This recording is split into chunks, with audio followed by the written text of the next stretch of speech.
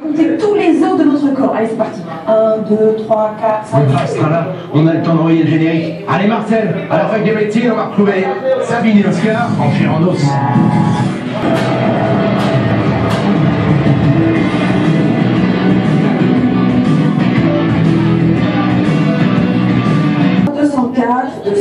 Et 206. Jamie, tu savais que notre squelette se compose normalement de 206 os. Alors pour s'y retrouver, on peut distinguer trois grandes parties. Première partie, la mâchoire et des vertèbres cervicales. Deuxième partie, le tronc avec notamment l'ensemble des côtes qui forment le thorax.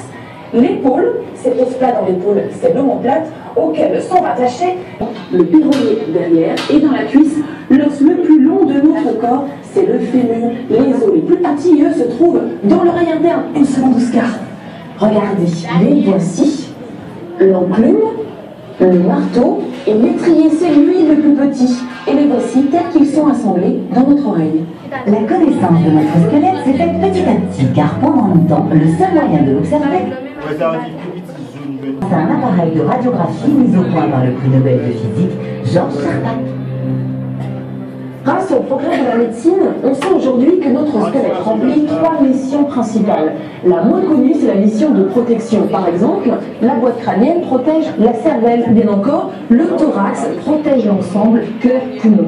Autre mission, le squelette est la charpente de notre corps. C'est lui qui lui donne sa forme et qui nous permet de nous tenir. Ouvrir le bal, jetons un œil là-dessous. Les os du squelette font partie d'un vaste ensemble de tissus qui, avec les muscles et les tendons, nous permettent de nous tenir debout et de bouger.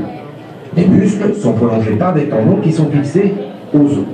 Certains muscles nous permettent d'exécuter des mouvements. Lorsque le biceps se contracte et le triceps se détend, l'avant-bras se redresse. Articule, Jamie, s'il te plaît. Lorsque les muscles se Mais non, articule la maquette. Ah, la maquette. Lorsque le biceps se contracte, le radius et le cubitus se redressent.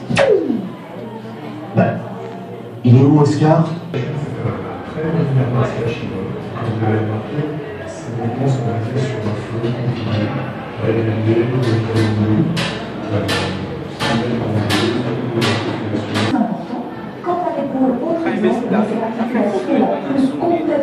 Le genou possède également, et c'est encore un cas particulier, des ménisques. Ce sont des petits coussinets qui amortissent les chocs.